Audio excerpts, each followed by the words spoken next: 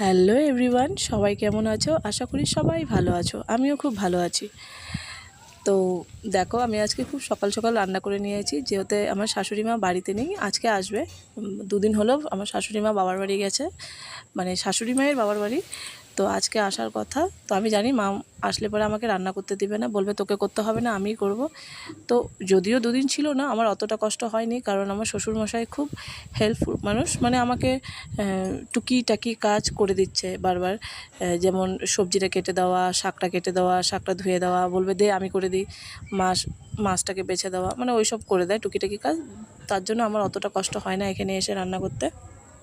যদিও মা আমাকে করতে দেয় না, তো আমি জানি মা আসলে আমাকে করতে দেবে না, এই জন্য আমি সকাল সকাল খুব তাড়াতাড়ি রান্নাটা করে নিয়েছিলাম, মা যেন এসে আবার রান্নাঘরে ঢুকতে না হয়।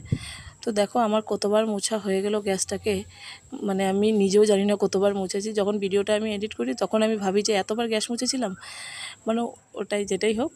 তো তোমাদের যদি ভিডিওটি ভালো লেগে থাকে তাহলে লাইক আর সাবস্ক্রাইব করে দিও। টাটা, বাই বাই, হরে কৃষ্ণা।